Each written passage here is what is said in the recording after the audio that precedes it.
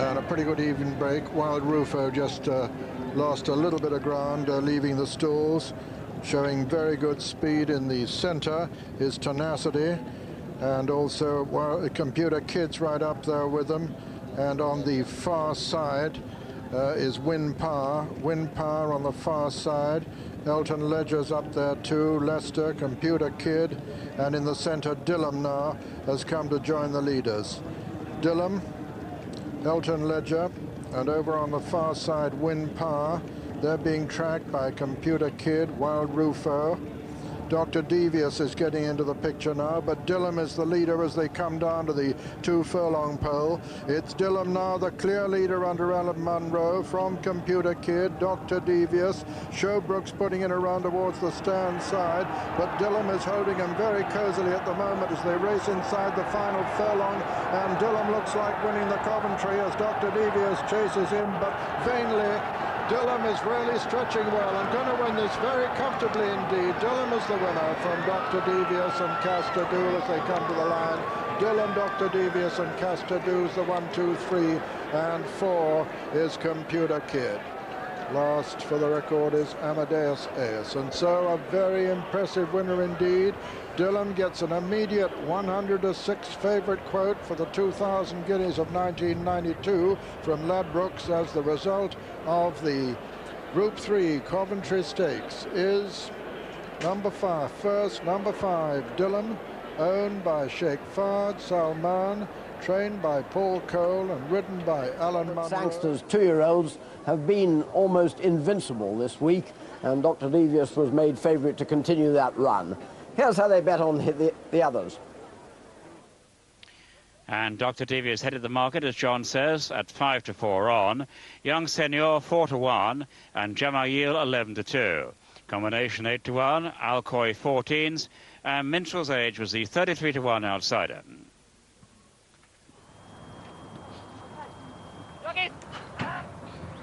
Young Senior a little bit slowly away, so too Alcoy in the green cap, but as they go through the first furlong, it's Jamayil that was the early leader, now being passed by Minstrel's Age, and Minstrel's Age in the yellow sleeve jacket going on by a couple of lengths. Jamayil showing second.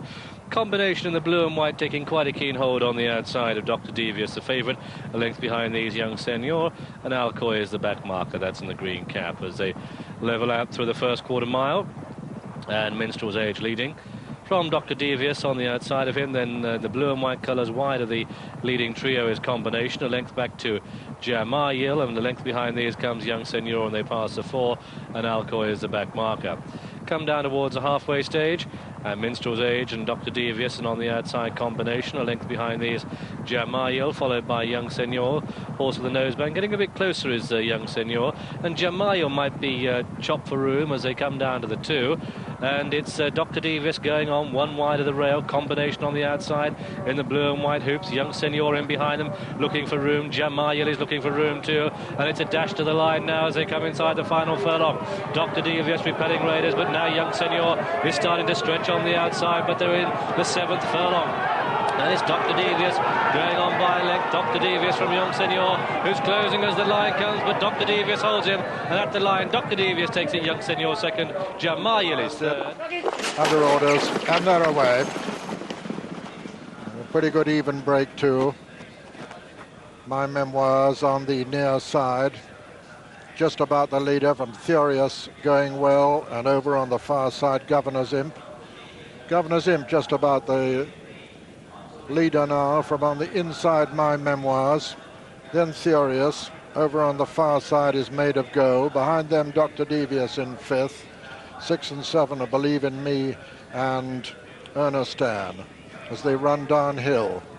Governor's Imp and My Memoirs. From Made of Gold on the outside, Furious travelling smoothly in 4th, with Dr. Devious on his inside as they're in the straight now and coming down towards the 3 furlong marker. Made of Gold towards the right of the picture with his white face. Over on the far side, My Memoirs. Between horses is Governor's Imp. Furious is under pressure now as they come down to the 2 furlong pole. Governor's Imp with a fractional advantage from on the near side. Made of Gold. Dr. Devious is getting into the picture now, and Furious is beginning to find his stride, but it's Made of Gold on the near side. Governor's Imp on the far side. Made of Gold being challenged now by Dr. Devious. Dr. Devious puts in a great run and comes up to take it up now as they race towards the line. Dr. Devious has it at the line. Dr. Devious, the winner, and Made of Gold is second, and Governor's Imp is third. And looking right back to last place, it was Believe in Me. So another for Willie Carson. First, number 1, Dr. Devious, owned by Mr. Robert Sangster, trained by Peter Chapelham, ridden by Willie, who won this 1978 on Troy, 1980 on Church Parade, and last year on Macadama. Second was number 5, Made of Gold, owned by the Ecurie Fustok, trained by Mohammed Mubarak, and ridden by Tony Cruz. And third, the long-time prominent number 4, Governor's Imp, owned by Hambleton Thoroughbred Racing, 1989 Public Limited Company, trained by Michael Bell and ridden by Michael Hills. Fourth was number 2, Ernest Stan, and this is the winner, Dr. Devious. No pace early and a very untidy, messy race. My Memoirs is in big trouble on the rails, and so is Willie Carson, with nowhere to go at this point behind Governor's Imp and Made of Gold. Willie looking for room, but in the end he has to pull round.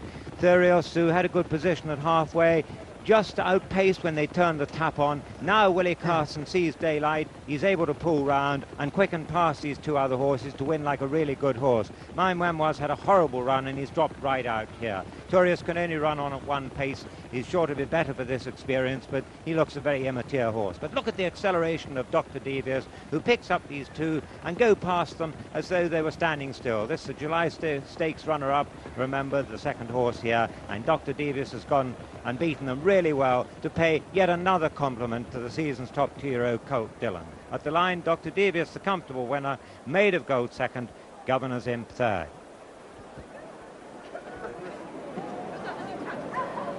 Dr. Devious by Ahanora out of Rose of Jericho, who was by-alleged. Winner now of 3 of his 4 races. This colt, who cost 56,000 as a yearling and was the 9-4 second favorite here to the rather disappointing Furious.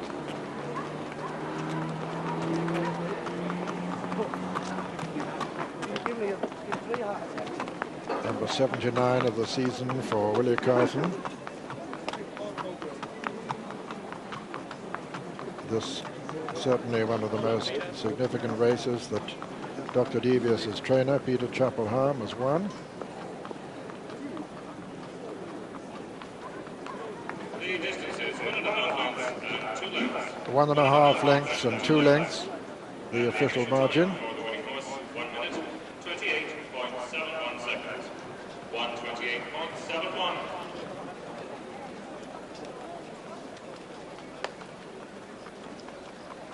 Willie with some good rides this afternoon. He reappears next in the Dickinson Jones Goodwood Cup on Silver Rainbow.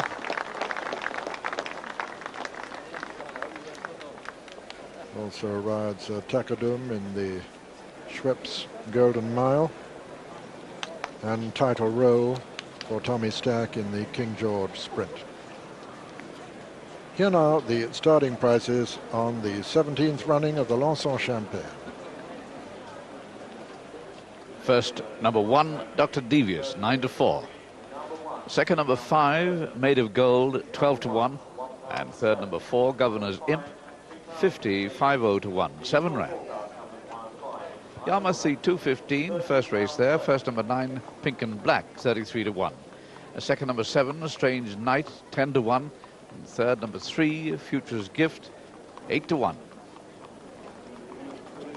Willie Carson's the first winner of the meeting. Excuse my smile there, but that last winner was a half-brother to Tumbledown Wen, believe it or not, or half-sister it might be. And the important thing here, the time was 1 minute 28.71 seconds. That's faster than the corresponding race median, so the ground has definitely dried out overnight because there wasn't any great early pace. There'll be a lot of empty pockets, I'm afraid, in the Sussex region, because there was talk of little else but tourists in the early part of this week. Walter Swinburne watched the race with me. Walter, really hard to make an excuse for tourists today. It was. I mean, I'd just like to see the replay again, Julian. I thought at the start he may have just jumped very awkward, and he never seemed to really travelling after that. No. Right, well, let's look at it again from the start. And there they go. He's the penultimate in. The last in was newcomer Believe in Me. And off they go. And there's Ray jumped off in third or fourth place behind Governor's Imp. And at this point he seemed to have a good position, but coming up on the inside there, as my memoirs, was giving Pat a most uncomfortable ride. Yes, I mean, there's nothing worse than this, horse running free and also running, off the rail. I mean, he's got his hands full here, and there's nothing much he can do about it. And Willie's horse is running free enough as well, isn't he? Well, running in snatches. I think the combination of Willie asking him to get up there and, setting him alight, and then having to take a pull because of traffic problems. Well, Willie's gone the rails route, which probably has helped to anchor his horse, and Ray's just on his outside at this point seemed well enough placed. He did, actually. He was all right here. It's not long after this that he just seems to climb a bit. Yeah. Willie goes for a run up the inner, and Pat immediately closes it on him. Well, I was watching it at the time, and I couldn't help having a little giggle to myself. Now Ray's really getting serious with tourists. He is, and I mean, there's no response at all, really. I mean, this horse is just not getting down to it at all. I think, this run is best forgotten. I'm sure he's shown much more than this at home. Willie not in the best of positions here. Here he's in trouble. Well, he is. I mean, he'll get a bit of a ribbing from the boys when he goes back in, that's for sure. I mean, it's one of them situations where, you've got three choices and hopefully you're going to make the right one. And thank God it's worked out well for him anyway. Well, in the end, he's quite like a good horse, isn't he? Well, only good horses after getting in the trouble he did go and win like that. And it was a case of experience counting for the horse, because if this had been his first run, it probably would have been quite fazed by it all, wouldn't it? Well, he'd know a lot about it the next time anyway. But look at this. This is a good horse striding and really grabbing the ground, isn't it? Well, I mean, I've always liked this horse, and really impressed with him last time. Like Jimmy said, once he got to the front, he just seemed to accept it, and he's got a lovely way of going about it. He puts his head right down, and I think we'll hear a lot more of him. Well, that's another feather in the cap of Peter Chapelheim, who's having his marvellous first season training at Manton, and he's now talking to Jonathan Powell of the Sunday Express. Yes, watching rather anxiously there, Peter. Before he won, he was in a very, very unpromising position on the rail. Well, I said to Willie, we'll ride him different this time. Drop him in, give him a chance, and see how it goes from there. If there's no pace, go and make it up. Go and take it up. There's no problem with him. So Willie just said he's dropped him in, and Pat stopped him a couple of times. And then he said he always thought he was going to win, but it was whether he got the run or not. So he said he had to hook him back. And he said the trouble was hooking him back because he couldn't get him back. That's why he lost all that ground and had to make it up quickly. How do you, as a first-season trainer in the stands, seeing all this unfolding, you look pretty relaxed about it now. At the time? I'm going grey. Quickly. You weren't stamping your feet and shouting a bit? No, I don't shout anymore. Well, it was a lovely result, but as I say, he was trapped on the rails, and he was pretty free early on, in fact. He's been working very free at home. Well, not free at home, but a lot better at home. Because normally he's very lazy, and he has been working a lot better at home. And I was fairly confident today, but you hear about Guy Harwood's horse. Looks to be home and hosed. Yes, but Dr. Devious has to be the form horse. The market opposed him. He's the only horse to beat Dillon, and he may be the only horse ever to beat Dillon, for all we know. It looks like. And you beat him fair and square, didn't you? Yeah, but probably Dillon wasn't probably wound up that day. Neither were we, but Dillon was very impressive yesterday. But well, that's a smashing result for you. The 2-year-olds are flying. What would be the plans for Dr. Devious now? He'll probably run in the race in October, the Tatzel's Tiffany race at Newmarket. Which carries a big bonus. Big bonus, yes. And then we'll just have to see after that. He's in all the big races after that. Like, I know it's towards the end of the year, but he could go for the Grand Criterium de Rome. He could go anywhere, really. Peter, it's been an extraordinary 12 months for you. 12 months ago, you were an assistant to Barry at Manton, yes. which as we know is the most wonderful training establishment. You heard that he was leaving. When did you know that you would be staying behind and training for Robert Sangster this year? Well, obviously, I left Mr. Hills last year in August, so I had an idea. Well, I knew then, but like Mr. Hills was still trying to pull the deal together, and I honestly thought he was always going to. It wasn't really till around Christmas time that suddenly everything changed round. And we had to quickly go and get some horses and bring them over and just start from there. It was a bit of a surprise to you to find yourself as the new master of Manton, but nobody could have started better. You haven't got many horses, but how many 2-year-old winners have you trained now? I think he's the 12th. I'm not 100% sure. I think he is the 12th, yes. But we've only had sort of 33 two-year-old runners, I think, and he's the 12th winner. And they're good ones. I mean, what sort of target did you set yourself at the beginning of the season? Well, as I've said in the papers and everything, I'd hoped to have 15 winners this season. I'd have been very happy. But we'll keep going and see if we can get 20, 25. And the future of mountain is still a little bit uncertain. Do you see yourself training there next year and having perhaps twice as many horses? Is that the plan? Well, I definitely will be there next year and for years to come. Hopefully, unless Mr. Sangster sacks me or something. But no, I should be there for a long while yet, and hopefully we'll increase the horses next year. And having spent those years with Barry Hills, who's a great trainer, and done it for less than a year now, what is the biggest difference for you? Being number one, the buck stops there. Like when you're assistant with Mr. Hills, he had to do the phoning up here. It was him that had all the pressure. The pressure is very big. There's no getting away from it.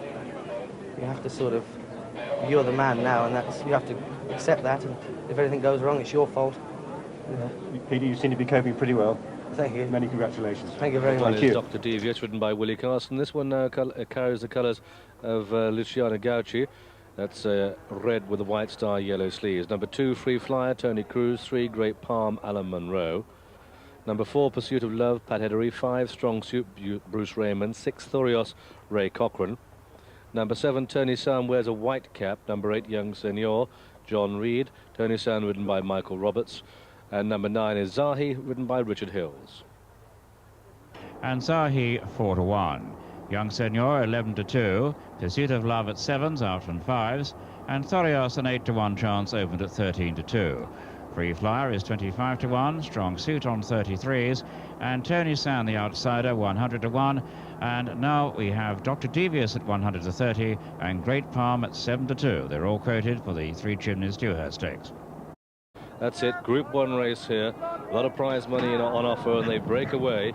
And the first to lead is Dr. Devious, doing it the hard way, and Tony San being left behind. Dr. Devious gets the rail, leads Thorios down the centre of the track, followed by Great Palm, and then Young Senor, Free Fly with a red cap, Strong Suit the rail, Zahi travelling well, a length back to Pursuit of Love, and Tony San just being outpaced. And they're all coming down centre to far side, and it's Dr. Devious and Willie Carson, and Free Fly just swerving about a bit there. Thorios with a maroon cap, really striding well. Zahi, Great Palm the grey, is on the outside. Strong Suit tries to come with a rung. Young Senor close enough if good enough, and they're halfway now, and it's Thorios that goes on. Thorios in the lead by a neck. Dr. Devious, that battler next to the rails. Great Palm. Here comes a Pursuit of Love. Switch to the outside, switch on the right of the picture as they come down. 2.5 to race, and Thorios going on. Thorios, Dr. Devious, Great Palm, and with a run on the outside. Pursuit of Love. Zahi in behind them, getting nowhere. Young Senor on the far side, galvanised for action. Any one of 6 could win as they race down into the dip. Dr. Devious, that terrier, is battling on. Great Palm the grey, Thorios between those two. Then comes Pursuit of Love. They're inside the final furlong, and Dr. Devious finds a reserve. He's going on by a length to Great Palm in second, and Dr. Devious comes clear at the line. Dr. Devious the winner, Great Palm second, Thorios third. Pursuit of Love, Zahi, Free Flyer, Young Senor, and a gap then to Strong Suit and Tony San, who just made up the numbers. It's a Group 1 race, and it's a Group 1 performance by number 1, Dr. Devious, this son of Ahanora, the 3-1 favourite in the colours of Mr. Luciano Gauci, trained at Marlborough by Peter Chapel-High and bred at the Lionstown Stud and ridden by Willie Carson, so a double for him this afternoon. And it's a close call for second place. 1 favourite. Second, number 3, Great Palm at 7-2, and third, number 6, Sirius at 8-1. The tape returns win 360, places 130, 180 and £3 exactly. The dual forecast came to £3.99 rand.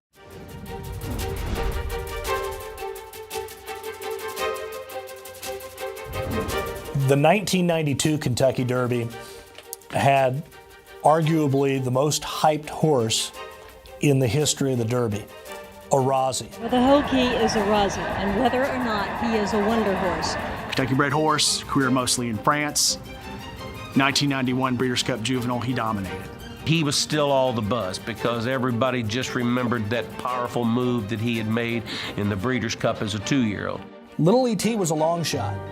Pat Day was his jockey. Lily T today. Pat Day has won everything Kentucky has to offer, almost. The winningest rider in Churchill Downs history. He's never won the Derby. I felt like I'd gone into the race with a better opportunity in years previous. And they're off in the Kentucky Derby.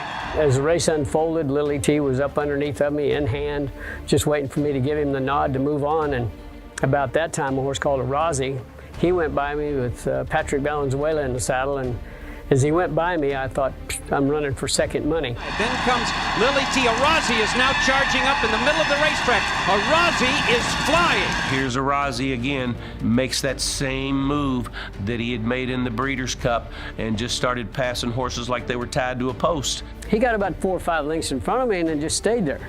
And so as I followed him around the turn, about the 5/16 pole, come the quarter pole, I seen Patrick kind of give it this move. Now 3 of them tightly bunched as they turned for home. He was turning him loose. He was stepping on the accelerator. He got no response. And at that point, I go, forget him. He's done. And down the stretch they come.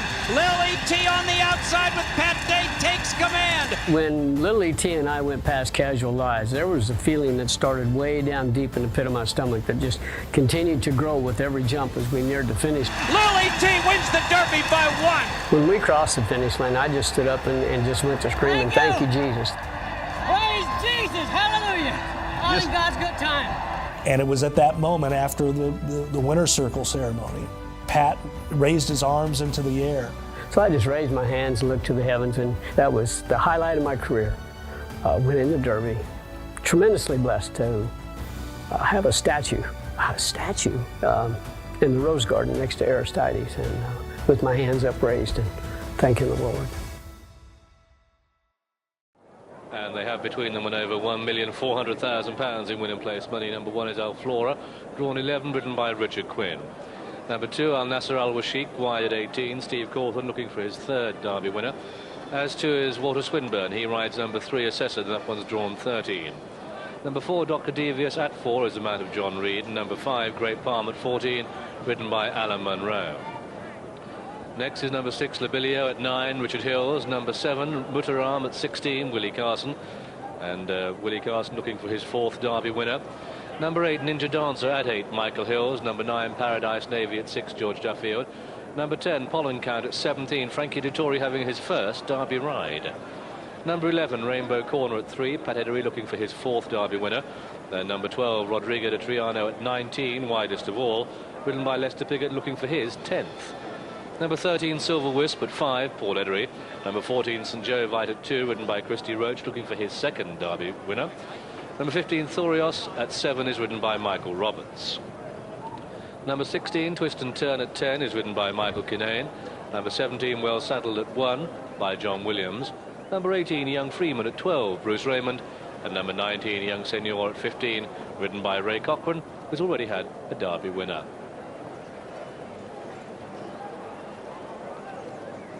Giano is the 7-to-1 favourite, back from 15-2. Al Nasser Al Washik is 9-to-1 from 8, and Assessor another 9-to-1 chance. Great Palm also on 9-to-1, along with Dr. Devious and Mutaram.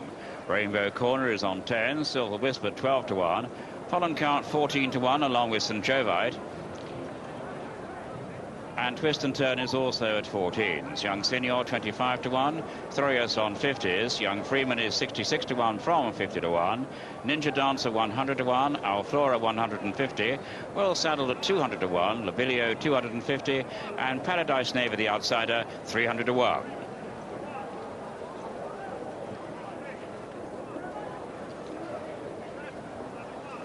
Well, if this was a show, Rainbow Corner would get my vote for first prize. A really grand-looking colt and a wonderful athletic walker, as you can see. Well, he was just beaten in the French 2,000 guineas, but the first winner here, the winner of the Diomed, paid that form a compliment. Some people thought he didn't get the mile. I believe he needed further. He's got further now. There won't be any surprise to see him and Pat Edery in the winner's enclosure.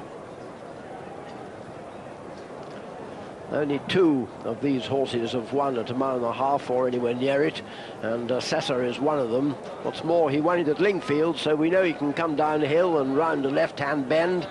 We also know he loves soft ground. In fact, he'd he'd like it even softer than it is.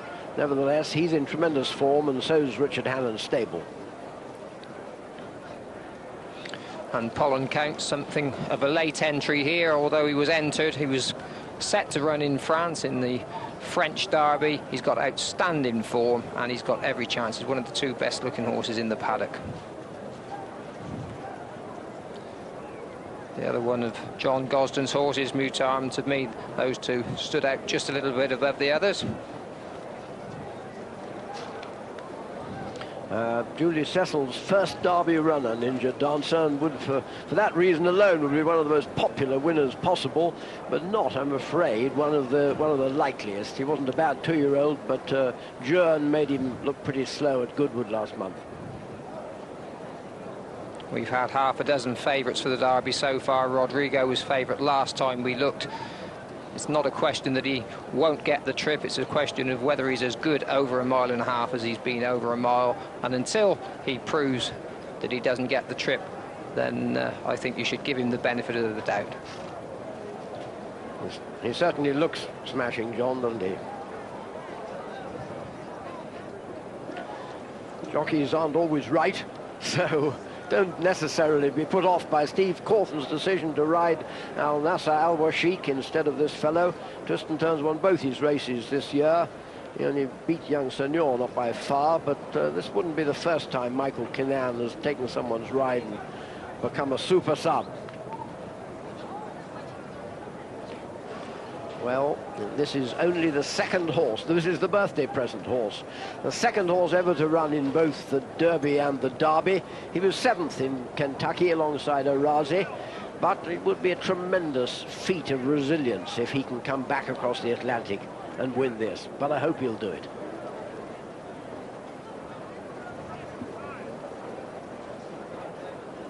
Well, Mutarram, a very good-looking colt, and a well-bred one too. He's never run further than 1 mile, but from the way he finished 5th in the Guineas, you'll see, if you've seen that film again, you'll see that it looked as if he needed further.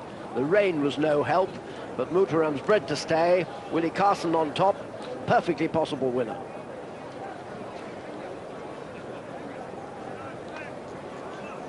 And there are the jockeys. They make the Queen walk down, but the jockeys get a ride.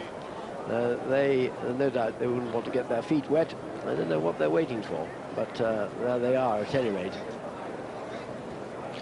And we just saw Steve Cawthon in the yellow colours with the black epaulets just poking out of the van. This is his mount, Al Nasser Al Washiq. He's only won, he's run 3 times this year.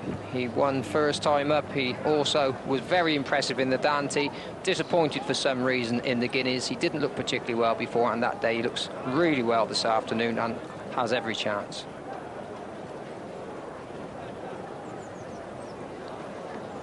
Well, Paradise Navy has only run twice in his life, and he would, as I'm sure you've been told again and again, be the first maiden since 1887, Mary Hampton. He stays pretty well. He finished 2nd over 14 furlongs, but takes a bit too long about it for this, I think.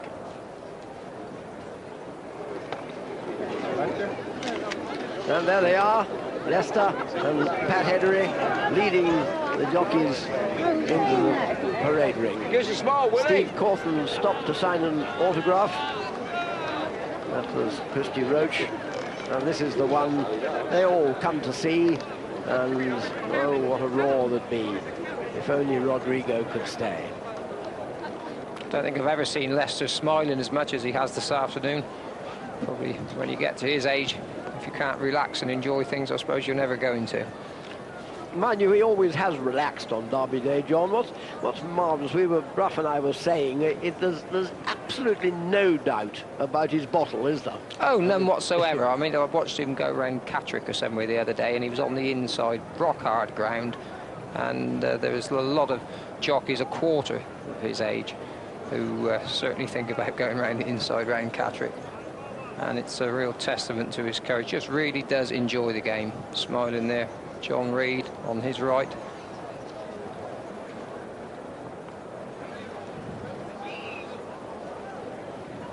That's St. Jovite. He's only been beaten twice in his life. Once when he finished behind Arazzi, and when he was fourth, and also once this year on ground that was far too soft for him. And his owner, Virginia Payson's, come over especially to watch him, flown in here this afternoon by helicopter.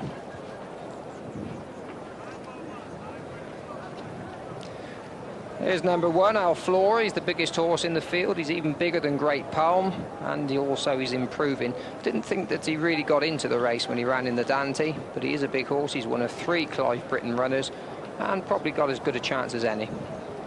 He's not only the biggest, he's the oldest too. Al Flora was born in January. But there's young Senor. Never make excuses, they say, but you can make excuses for this fellow. He did nearly fall over twice when Al Nasser Al Washiq beat him at York, and if you forgive that, young Senor hasn't done a lot else wrong. He's a live outsider.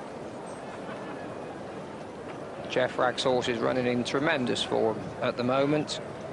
Let's have a look at one who was very impressive first time up at Brighton. This is number 18, Young Freeman, one of 2 Guy Harwood runners, ridden by Bruce Raymond. Bolted up in a poor race at Brighton, then went to Goodwood and looked a little bit one pace. I should imagine this horse will be just bowling along and up there in the van.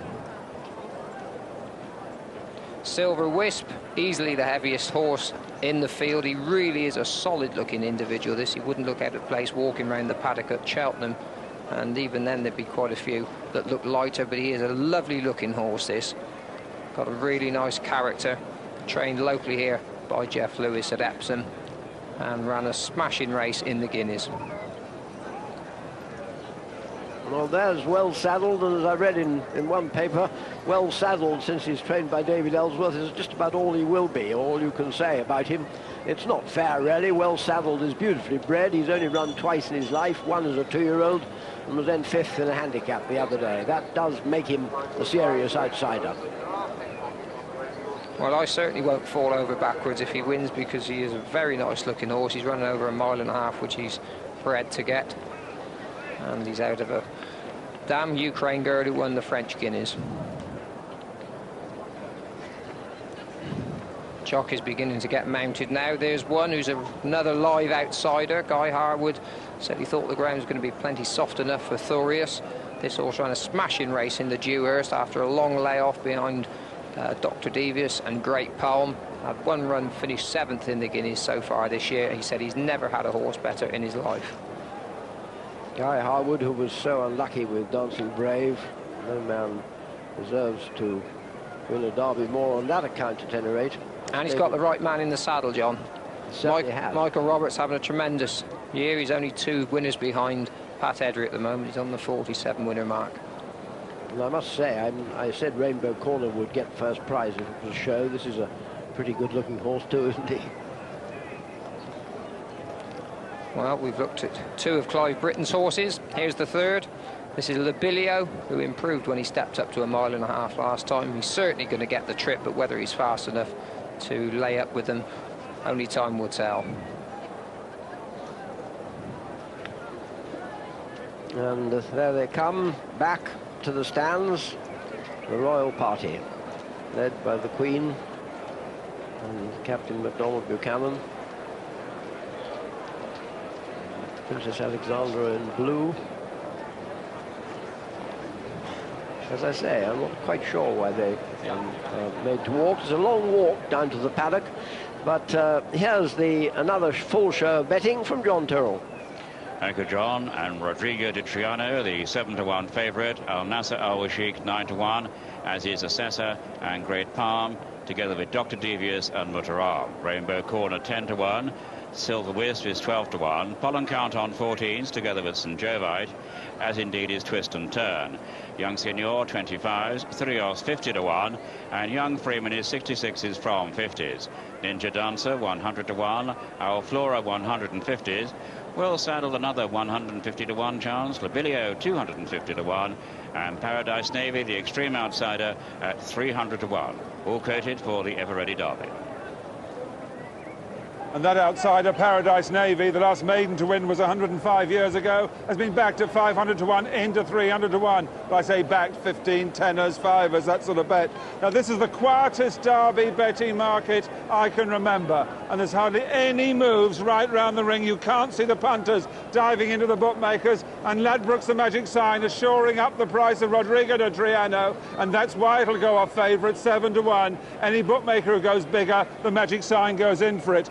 9 to 1 bar. I think they're possibly the best of them could be Muterum still, and also that Al Nasser Al Washik for Cawthon. They're probably the best two of the 9 to 1 chances. And Rodrigo de Triano, there is Lester Piggott. And how many of us ever believed that once again we would see Lester Piggott coming down to the start on the favourite in the Ever-Ready Derby? This is the 9th time that Lester Piggott has been aboard a favourite. 5 of his 9 Derby wins were the favourites in the betting, and the bookmakers, they cannot believe their luck that it's happened once again to them. They've got Piggott on the best horse, on the favourite, the horse who cannot win, and they're taking money on it. But this is history for so many people. We may never see it again.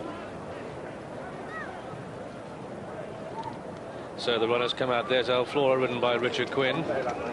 He is followed out by Al Nasser Al Washik. This horse's name translated means imminent victory. Well, is victory imminent for this one? Coming out then, Walter Swinburne. He's had 2 Derby winners. He rides Assessor. Black colours with that yellow cap. Walter Swinburne on this big horse. Richard Hannon's best chance. Then Dr. Devious, horse with a major player, John Reed rides. Then we have Great Palm in the big grey. Alan Munro won the race last year. Labilio rides in the green and brown colours. Mutaram is Willie Carson's mount, looking for his 4th Derby winner in blue. Trainer Julie Cecil, her first Derby runner, Ninja Dancer. Paradise Navy, a big outsider, but the horse sired by a Derby winner. Pollen Count, a first Derby ride for Frankie Dettori. Rainbow Corner, Pat Edery in the pink cap. Then Lester Piggott, Rodrigo de Triano. I hope these stands are made of sound stuff if he wins. Silver Wisp goes through there, Paul Edery in the orange colours, big hope for Epsom. Then St Jovite, Christy Roach. This horse will be staying on over this last half mile when the going gets tough. Thorios in the orange jacket, ridden by Michael Roberts. Twist and Turn. In the VT clips, you'll see him in maroon, but this is a gift horse by his brother. Twist and Turn now in blue. Well saddled in purple, more purple and pink colours here. That's number 18, Young Freeman, ridden by Bruce Raymond. And then Young Senior, Ray Cochran. And this horse is the last to leave the parade ring for this Ever-Ready Derby. Royal watchers for the next stage of the Derby countdown. Before the frantic scramble of the race, there's the often fidgety formality of the parade. Horses bred and reared and readied for this. Men whose working lives have been grafted for the coming 2.5 minutes of gallop, which could put their names into history. Switch off, stay calm, but the time ticks on.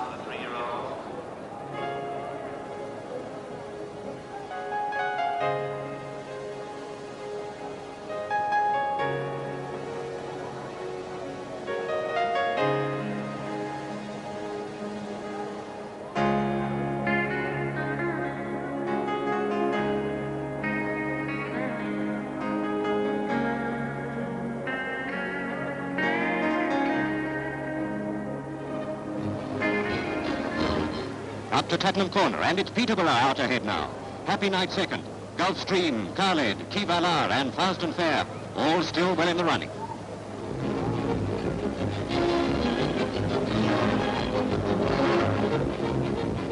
The pace is getting them now, and they're battling for a win over the last lung-bursting half mile. Gulfstream looked to win, but he's beaten, and it's Airborne's race.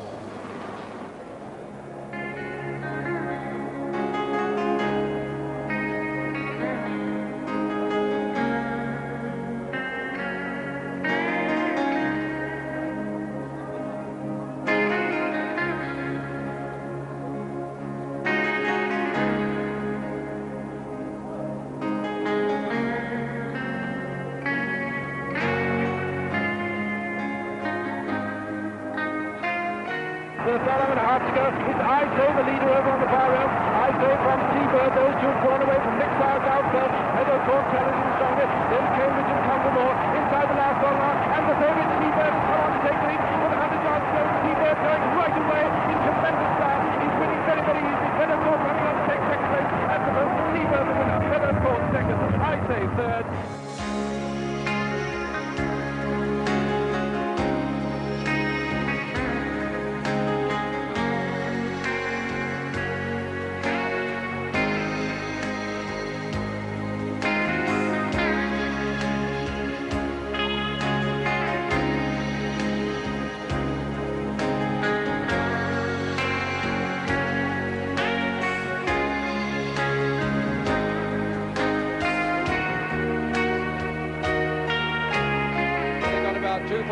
To go, and it's Hotgrove who now takes it up. Hotgrove the leader, 2 furlong from home marker. The Minstrel second.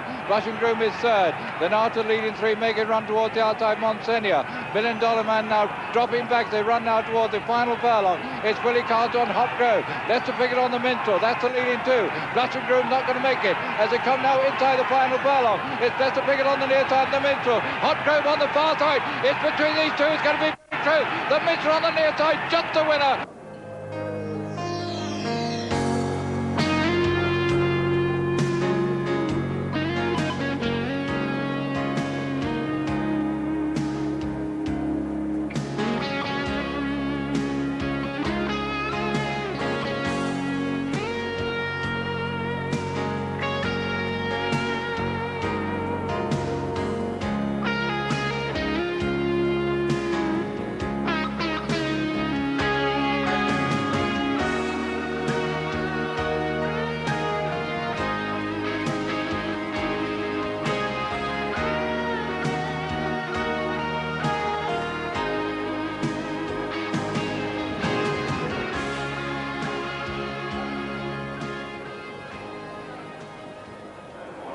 This is the time that the jockeys will breathe a sigh of relief, because the parade is coming to an end, and now the stable lad or stable lass says, good luck, do your best, try and win. And now they set off, and now it's just horse and jockey.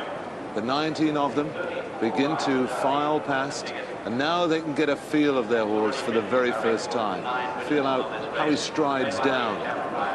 And here's the man who's doing it for the 34th time. Will he be able to conserve enough energy to come from behind, and will he be able to find a way through? He's drawn on the outside. Lester Piggott, the crowd cheer, here he comes. Keeping a good hold of the chestnut and striding out nicely. He is the fastest horse in the field. He's the horse with that extra gear, but will he be able to show it when it matters? Lester arrived here about 10 o'clock. He's talking to him in his car. He's just sitting there reading the papers, relaxed and as calm as anybody could be on this very special day. The 56-year-old, the most famous posterior in the world, canters down. St. Jovites. This is the horse that's named after a skiing resort in Quebec. Christy Roach rode that, and he of course rode Secreto. Now they get to the far end of the course, and this is where the fun starts, because they now have to wait for the road to be closed. Where else would you find this but at Epsom? Here comes Willie on Mutaram there, just going through, and that's the road that they've got to walk over and walk down to the start before they arrive at the 1.5 miles for the classic distance of the 1992 Ever Ready Derby. And still more money for Lester Piggott and Rodrigo de Triano. He went down sweating a bit, pulling quite hard. The public aren't put off. He's now the 6-to-1 favourite to win the 213th Derby. It's 9-to-1 bar bringing Al Nasser Al Washiq. Assessor is 9-to-1, and Dr. Devious and Mutaram. They've pushed Great Palm out to 10-to-1, and no horse beaten in the Dante has ever won the Derby. It's then 12-to-1 Silver Wisp, and 3 Epsom-trained horses have won the Derby, and 3 horses fourth in the 2,000 Guineas have won the Derby. Generous, of course, last year, Silver Wisp trying to make it number 4. And some money for Pollen Count, 4 Thresher Classic Trial winners at Sandown have won it 14-1 from 16-1. Rainbow Corner, a 10-1 chance, and France have won it 9 times. But unbelievably, incredibly, the money's still coming down for Rodrigo. He's now the 6-1 favourite, 9-1 bar. Surely Leicester can't do it. You punters, you're throwing your money away. We've been with you for an hour and a half already. We've had 2 races, but so much, so very much is still to come.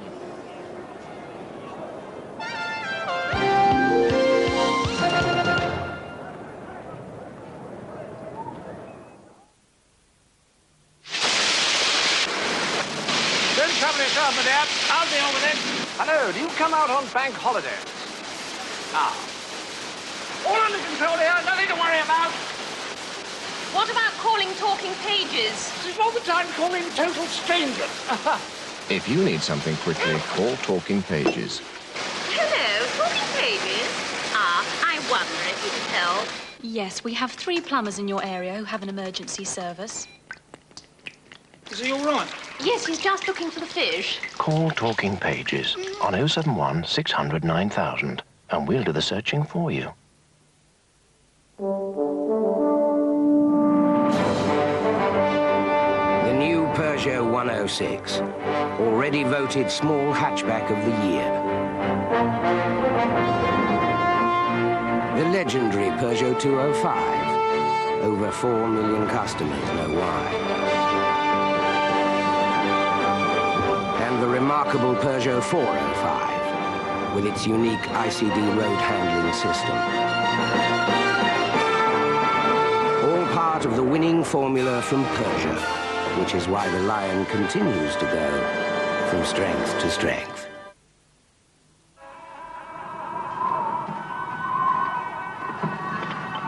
Namaste.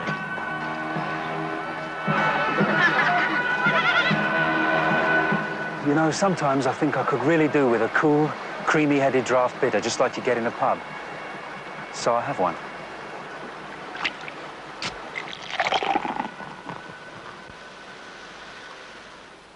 Draft bitter to take away, new from Guinness. To keep going as long as Duracell, how many times would you expect to replace ordinary SP batteries? Twice? 3 times. In this continuous test, Duracell outlasts ordinary SP batteries by up to 6 times. Why settle for anything less? Duracell. No ordinary battery looks like it or lasts like it. Why do Skittles taste so fruity? Because there's real fruit juice in them.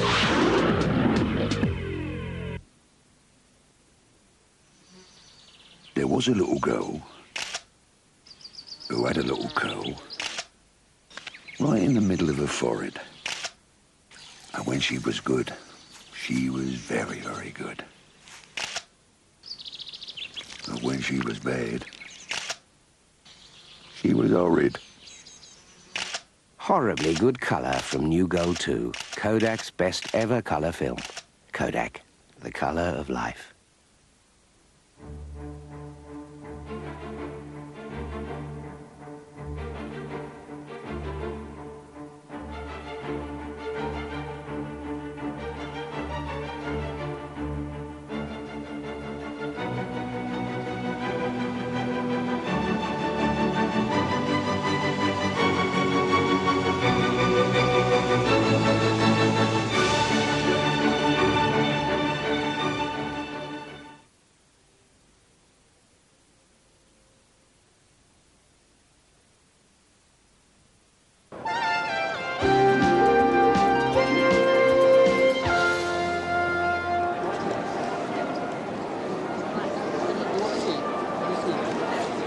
This is Bruff Scott for Channel 4, welcoming viewers from around the world, from Belgium, Dubai, Germany, Hong Kong, Ireland, Italy, Japan, Saudi Arabia, Singapore, South Africa,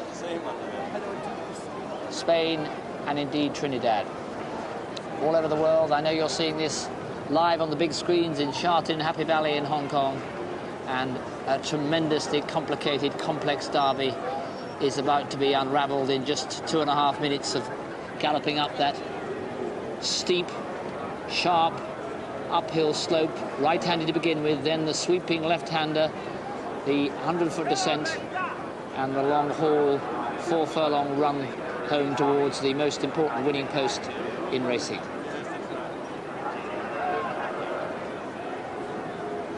This is how they bet in the 213th Derby.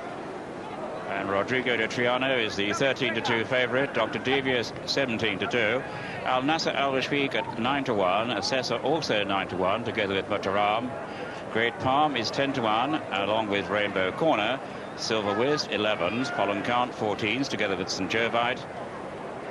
And also Twist and Turn. Young Senior 25-1. Thurios on 50s. Young Freeman is 66-1, Ninja Dancer 100, Alflora 150-1, and now Twist and Turn has gone to 12-1 and 14s. Twist and Turn now 12-1 and 14-1. Resuming the show, Well Saddled is 150-1, along with Alflora, Abilio 250, and Paradise Navy 300-1. They're all quoted for the Ever Ready Derby.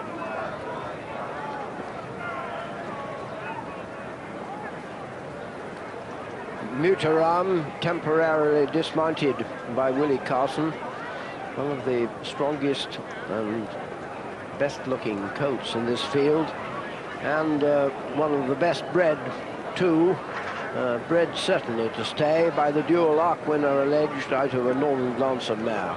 Well, Willie Carson has won the Derby 3 times. Derek Thompson asked him a straightforward question: what chance of a fourth? Yes, well, all we have to do is win, huh? And that would be right, 4th win. Can you? Oh, he's got a good chance, yes. We would like the ground to have been firm, of course. Grass is very long. Daisy cut in action. Wouldn't like the long grass. But there we are. There's only one Derby, and he's there, and if everything goes well, he'll give a very big run. He's never come round the bend before. Oh, he has. But not in a race. But he came round all right. Yes, he came round. That would be no problem to him at all, no. As a matter of fact, in the 2,000 guineas, Willie set off to settle Mutaram and had therefore got rather further out of the race, I think, than he would have liked. And, well, as you've seen, if you've seen a film of the 2,000 guineas, he got into all sorts of trouble coming through at a really hard time. But there's a horse that I'd love to own or ride, Assessor. Really, I saw him on Monday morning cantering in the rain at Richard Hannon's. They were thrilled then because they thought they'd go on raining till the Derby. Unfortunately, it didn't. Well, his rider, Walter Swinburne's only ridden 2 Derby winners. So Derek asked him what chance of a third. Well, I'd like to have seen a bit more rain, Derek. I think it's dried out a fair bit now from yesterday, and it's going to be against him. How much will that detract, though, from his chance? Well, I mean, obviously every drop of rain would have helped his cause, because it would have, played into his hands, stamina-wise, and, obviously it's turned the other way now.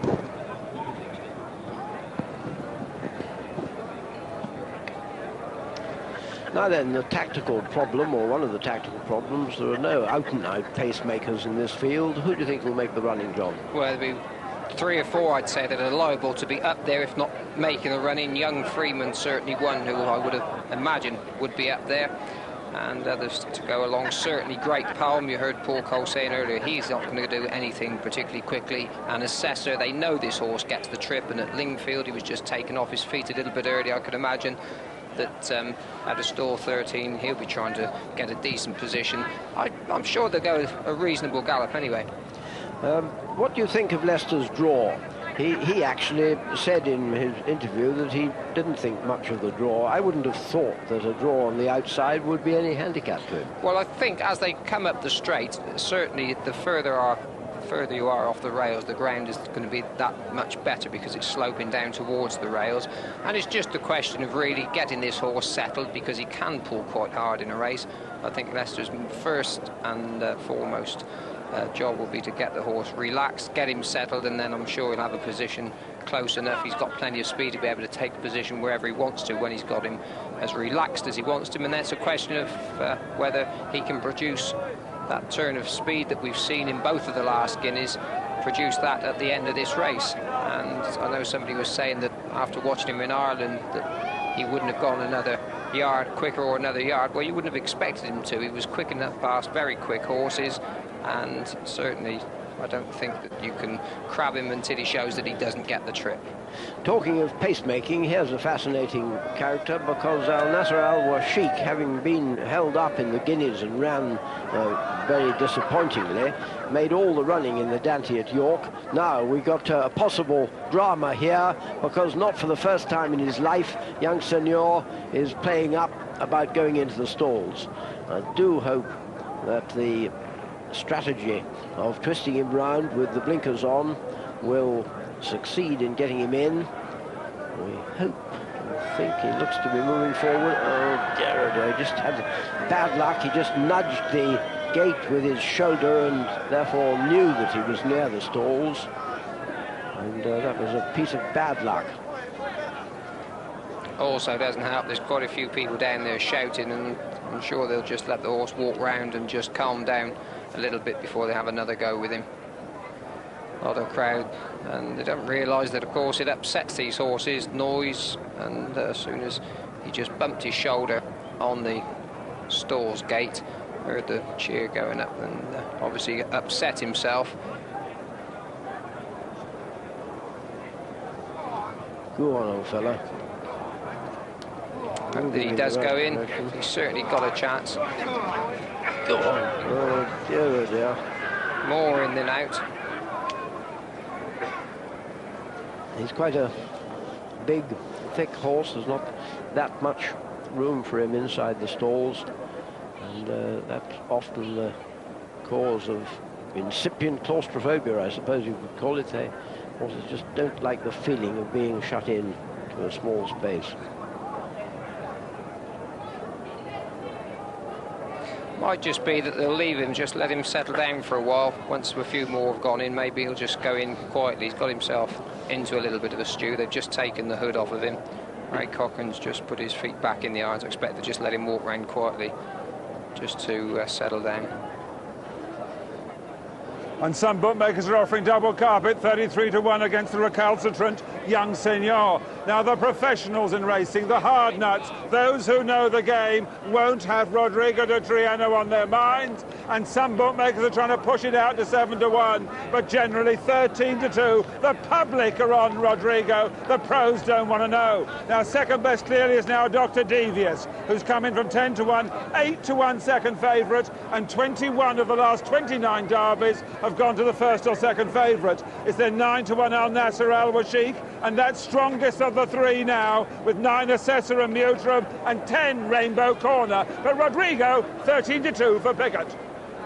And there is Leicester in the stalls, and you've seen with both Leicester and Walter Swinburne on Assessor how the jockeys sensibly take the weight off the horse's back once they're in, standing on the panel along the side of the stall, so that provided a horse is sufficiently equable and calm not to get uptight by being in a stall, this is to some extent a rest for them.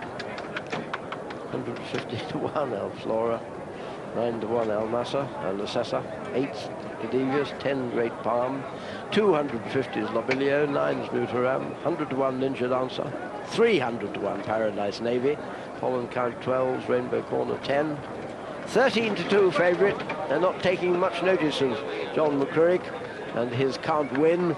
Let's hope and pray that he's wrong.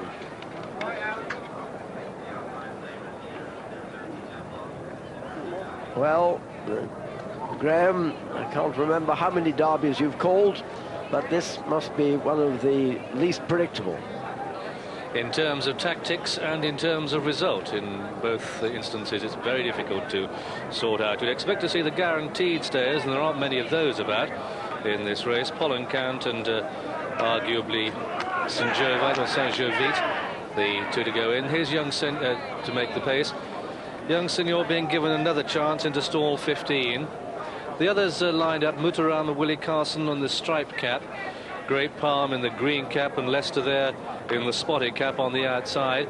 Tactically, if he is to hold a position early on, he's got to use a lot of the horse's speed up the hill to get a good position from stall 19. But here is Young Senor. They are race horses. They are geared and trained.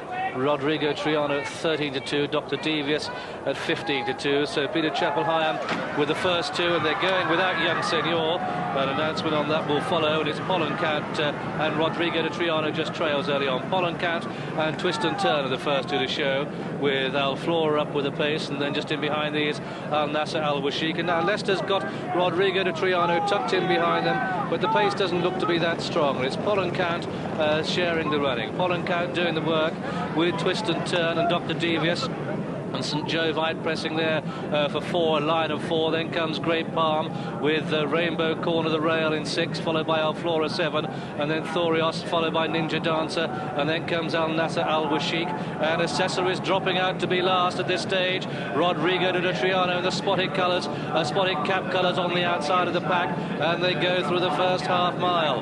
And it's Twist and Turn the rail, Pollencount and Great Palm, a line of 3, Dr. Devious tidy in 4, and then comes St. Jovite 5 on the outside, Mutaram position 6, and then Al Nasser Al Washiq, the yellow colours, wide in 7, Alflora 8, Ninja Dancer and Thorios, and behind these comes Young Freeman. And Leicester going to ask a lot of Rodrigo to win from where he is.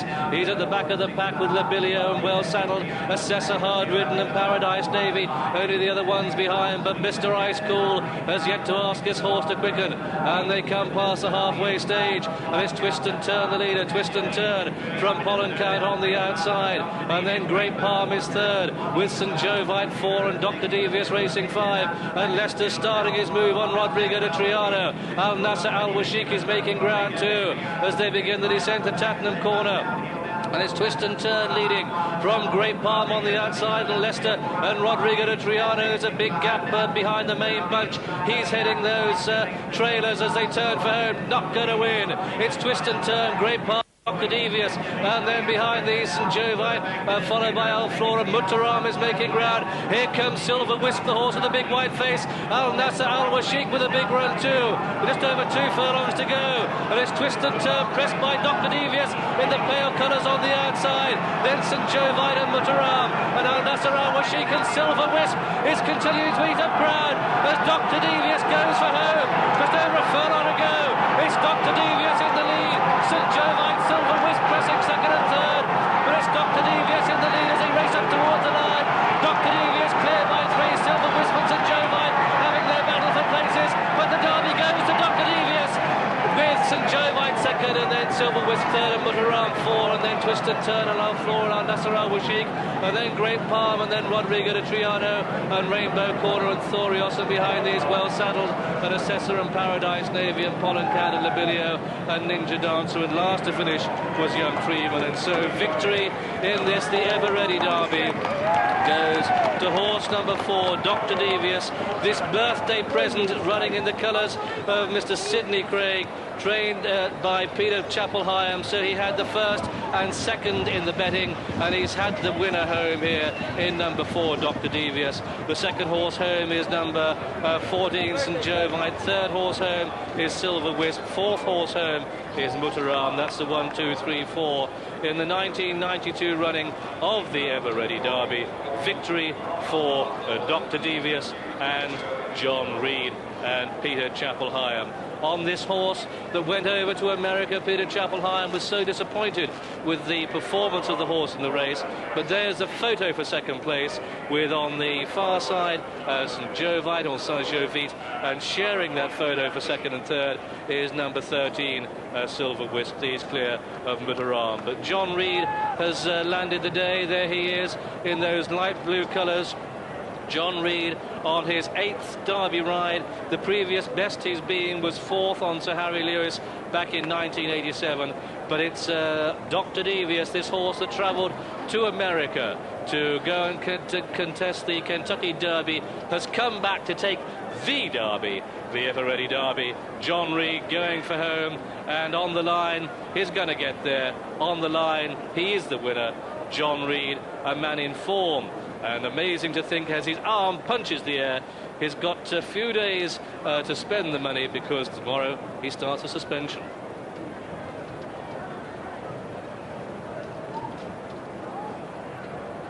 Well, there won't be any happier suspended jockey in the world.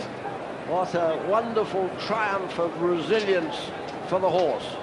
Just think of going across the Atlantic, having a hard race on dirt, which he hated, coming back again, and then doing this. A great performance by the horse, undoubtedly. Also a wonderful performance by Peter Chapel-Hyams to get him back fresh after his exertions across the water. Also wonderful for John Reid. Finally come good. He's had 4 rides, finished 4th on Sir Harry Lewis a few years ago for Barry Hills. And also great news for the owner, because this horse was bought by Mrs. Craig for her husband's 60th birthday. The owner is, in fact, runs one of the biggest slimming companies in America, and unbeknown to him, his wife bought this horse, a very expensive 60th birthday present, I might add, or it seemed expensive at the time, and I should think it must be one of the shrewdest investments that she's made. A real bargain he's turned out, and they said that Rodrigo was bred to be a sprinter only. Well, Dr. Devious is actually by the sprinter, Ahonora, and a pedigree, a very, very odd pedigree indeed for a Derby winner. We'll have a look at that in a moment. Now we can watch them coming back with the happy police escort. John Reid, been a great worker for jockeys. He's an officer of the Jockeys Association, and does a great deal for his colleagues.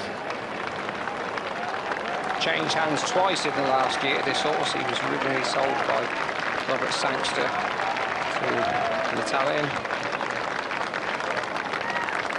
and then was sold again. Really lovely horse. Peter Chapel-Hyams was saying beforehand, he's a real professional, and that's exactly what he is. There's the Queen and the Queen Elizabeth, the Queen Mother, Captain Michael Oswald, the Queen's stud manager. Let's hope that he produces something for her to stand in this new but famous winner's enclosure.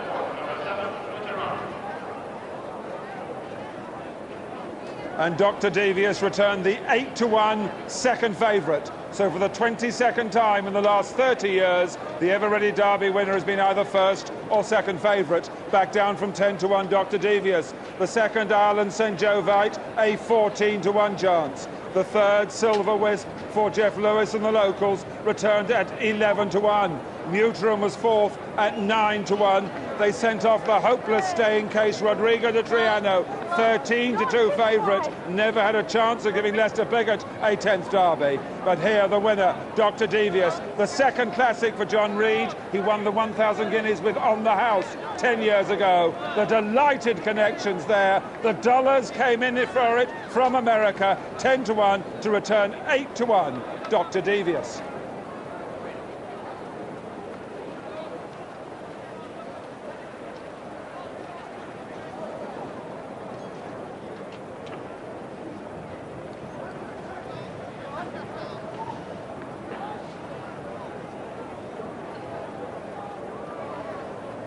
And there, well, this is the picture of the day, really, the picture of a lifetime for John Reid. As the hand goes up, he's only been waving his whip, but now he waves it in triumph.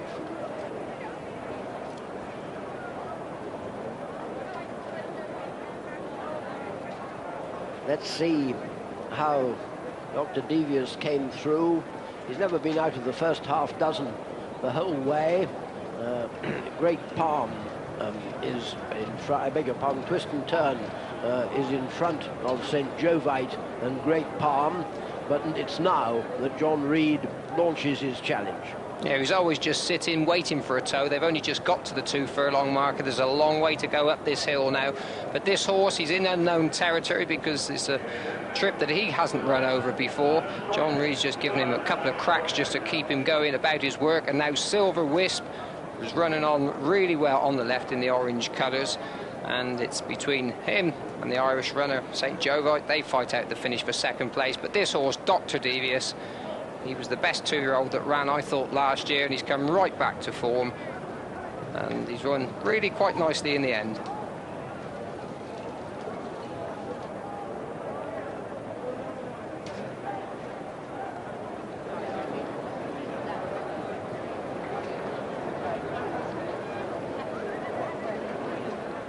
First number 4, Dr. Devious at 8-1. Second number 14, St. Jovite, 14-1.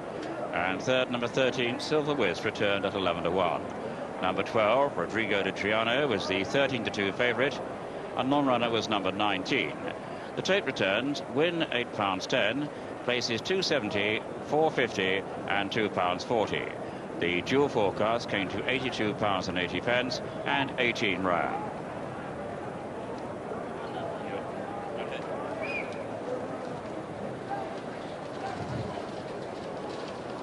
Well, let's look at the extraordinary pedigree of Dr. Devious. Extraordinary because his sire, Ahonora, was basically a sprinter. He was by Lawrence Zatcher, who was owned by Charles St. George. With us, the happiest man at Epsom Racecourse, happiest man in Great Britain, John Reid. Congratulations. Thank you, bro. Happiest man in the world at the moment. It's been a long old haul in racing for you. When did you start out? 16, 17? Yeah, I rode when I was 18, and I've been riding steady ever since. And there have been ups and downs, but big days too, with King George at Ascot, the other ball. I've had some big days, King George, the Ark, but this is something else. I've dreamed about this race from the day I went into racing. The Ark, I never thought I'd win it, and I won it. This race, I've always dreamed that I'd win it, and this is a dream come true. And that is the dream. That is you, John Reid, on Dr. Devious, a horse you only met, what, for the first time a week ago? That's correct. The morning you were there. Well, what a feel he gave me. And I think you knew by looking at me that I was happy with him. You were happy that day, but not half as happy as you were at this moment. Unbelievable. He was always travelling well. I jumped him out the boxes. I had a drawn down the inside. I wanted to get a position. And in fact, he ran a bit free with me up the hill. And I had a job getting him back in behind. Once I got him back in, he relaxed and dropped a bit, and I was always travelling like a winner. I mean, in fact, when I got to into the straight, I was waiting for the rush to come, and they never appeared, and he just picked up and ran on. He's only a little horse, and there was a doubt about his stamina, that he should get a mile and a half in those final stages. Was there anything about him that would weaken him? Nothing at all. I mean, he got the trip really well. He was full of running at the death. I mean, Ahonor is a wonderful sire. The second one I've ridden out of him that's been good, Park Express and this fella, but this takes the biscuit. You say you dreamed of it.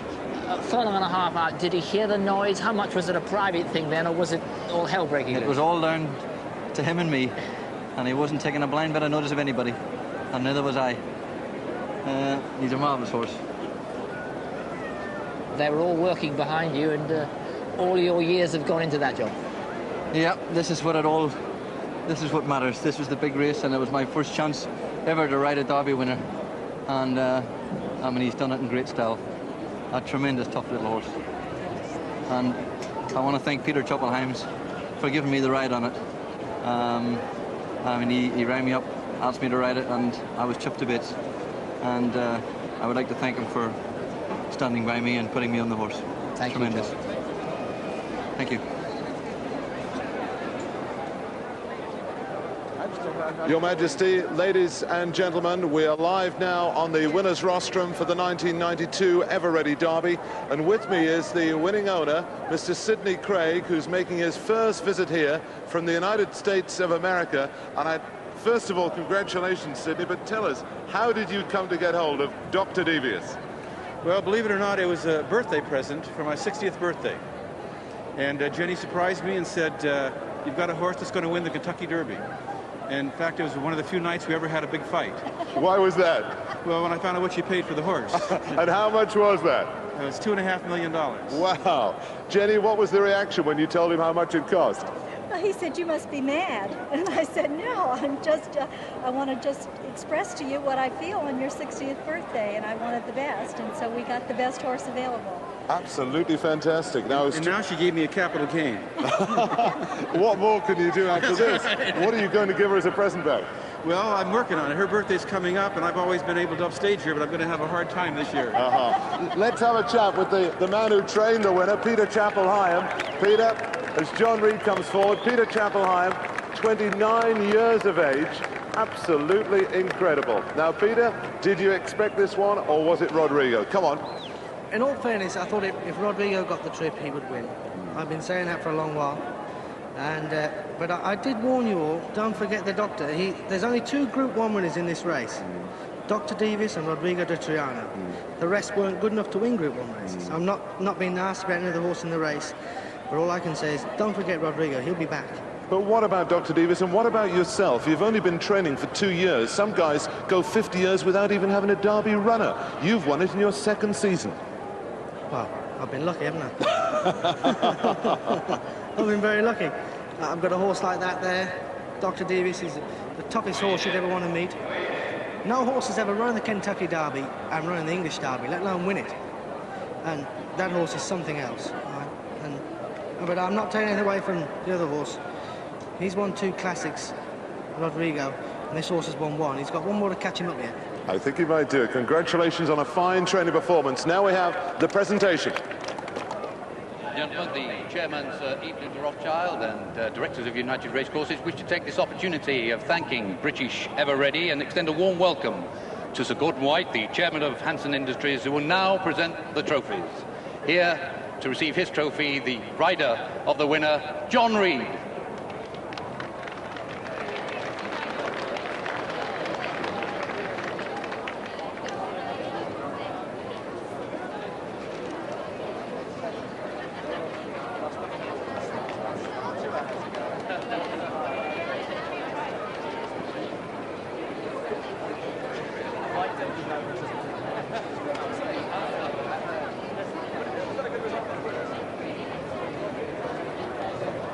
And he's only in his 2nd season, having had his first ever winner on April the 1st last year, the trophy for the trainer of the winner, Peter Chappell-Hyam.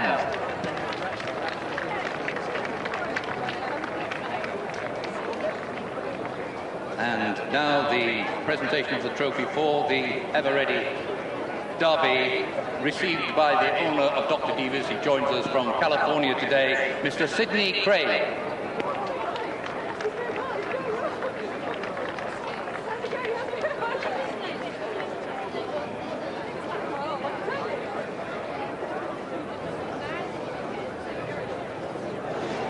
The most extravagant and the most successful and probably the most bargain galloping birthday present in history. Dr. Devious has won the Derby.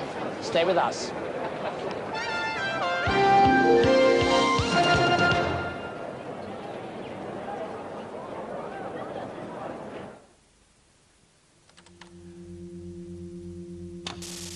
It's so fine. It's so fine. It's so fine, fine, fine. It's really neat, the finest person you ever want to meet. Micro, Brazil Micro. Well, when your clothes get dirty from head to toe, shows every stain the way it's going. 'Cause it's so fine. It's so fine. It's really neat, the finest person you ever want to be. Micro. Brazil Micro. It's really neat, the finest person you ever want to be. Persil Micro System. Finer powder, cleaner clothes.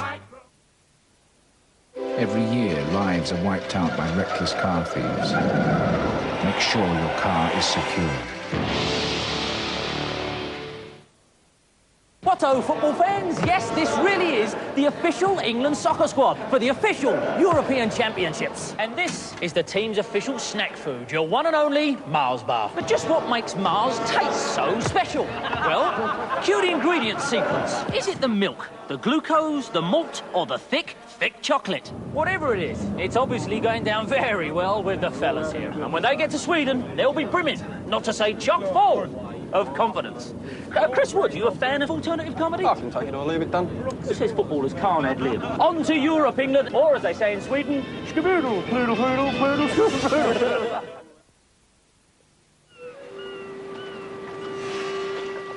Unless you know how to use business technology properly, it will always remain just a piece of technology, and you'll never fulfill your true potential. But with a little help from Anderson Consulting, your situation can be completely transformed. Then, who knows what new horizons will open to you? I share a house with 4 girls in a hard water area. Dove lather Duff as if it was a soft water area. Sometimes I have a dry patch here, but after Dove, it hasn't happened. And my skin's soft all over now. Dove contains neutral cleansing ingredients and 1/4 moisturizing cream. It won't dry your skin like ordinary soap can. Tim, my boyfriend, said, your skin's nice. To get a out of him means Dove's doing something good.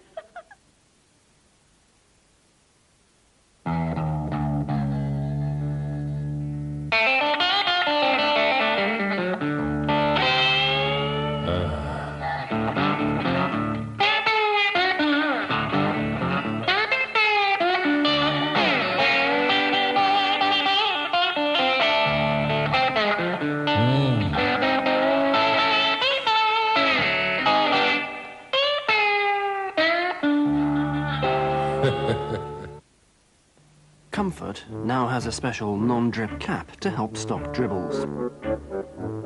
Well, at least on the bottle.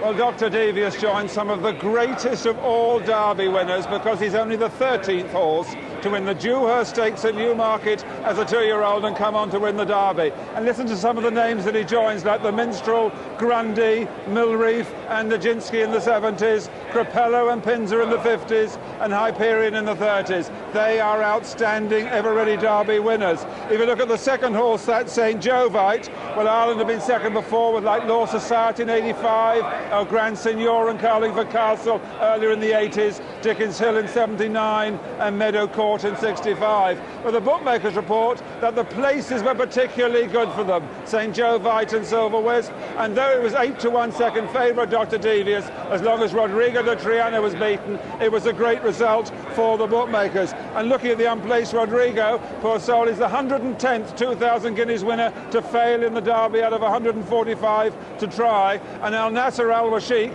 who won the Craven Stakes in Newmarket in April, is the 39th consecutive Craven Stakes winner who's run in the Derby to be beaten. So it was a Derby for the statistics. The bookmakers, they don't mind. A satisfactory result, they say. And when bookmakers say it's satisfactory, they've won more than you or I will ever see in our lifetimes. We said it was an incredibly open diary, though we did get Rodrigo right. We said it would only take about 2.5 minutes to unravel. Well, it took actually 2 minutes 36 to unravel, which is a pretty good time considering the conditions. 2:36 the winning time. But where did your horse finish? Let's check. It's all over now. The full 19-strong finishing order of the 1992 Derby. Well, our winner is Dr. Devious. Second was St. Jovite or St. Jovite. Third was Silver Wisp. Fourth is Mutaram. Fifth is Twist and Turn, a great run from the front. 6 Al Flora, a big run from a rank outsider. 7th Al Nasser Al Washik, didn't really get into the race. 8th Great Palm, close enough if good enough. Number 9th Rodrigo de Triano, beaten some 13.5 lengths. Thurios was 10th. Rainbow Corner 11th. 12th, well saddled. 13th, Assessor, riding on the wall a long way from home. 14, Paradise Navy. 15th, Labilio. 16th, Pollen Count, a big disappointment. 17, Ninja Dancer. And the last horse to finish was Young Freeman.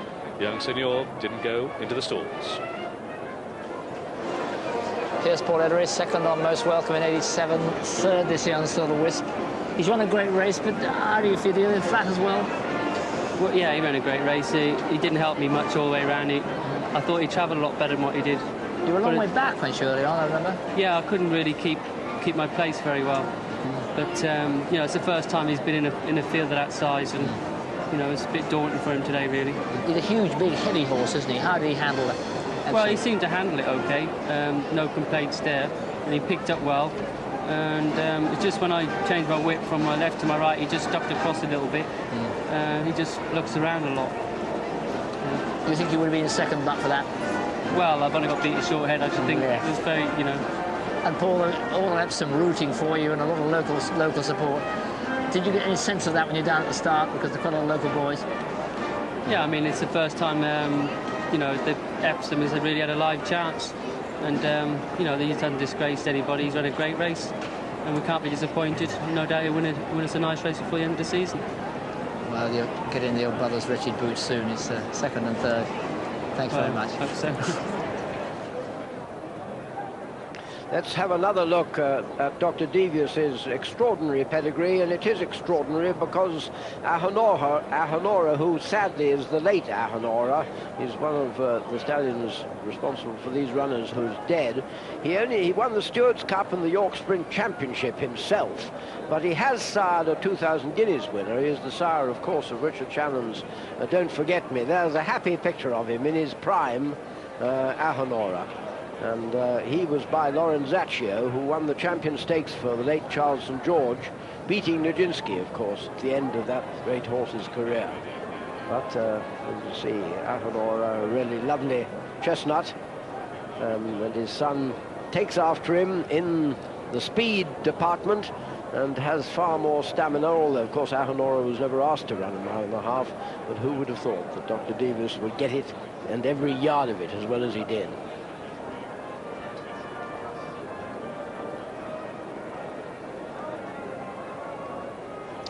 The 3 o'clock, first number 3, Burishki, 33-1. Second number 5, Poker Priena, 14-1. And third number 1, Heroic Lead at 9-2. The favourite here was number 2, Nutbush at 7-4, and 9 ran. And the 3:30 at Yarmouth, won by number 5, Greenwich Family, 11-2. Second number 4, Ski Surf, 8-1. And third number 9, Sweet Request at 25-1. Number 1, Art Form was the 2-1 favourite, and 9 ran. On the 4 o'clock, won by number 1, Binaya, 6-1. Second number 2, Blushing Storm, 4-1. And third number 4, Funoon at 10-1. Number 3, Fern was the 2-1 on favourite, and 8 ran. So why is he called Dr. Devious? Well, as with all stories connected with the Irish, it has a few twists in it, but basically he's named after Dr. Demi O'Byrne, who's a very considerable vet in Ireland. He was involved with the horse. The horse was sold as a foal and actually bought back as a yearling. And one or two of the team thought that Demi O'Byrne, or they try and pretend, was a bit devious about it. But anyway, Demi O'Byrne, I hope, had a bit of the old anti-post on Dr. Devious, and should be a proud man tonight, because he was a tremendous buy, as it turns out, for 56,000 as a yearling. I know Josh Collins at the BBA very proud of what he did. Here we have the situation of Dr. Devious being the 1992 Derby winner, but plenty more to tell after the break.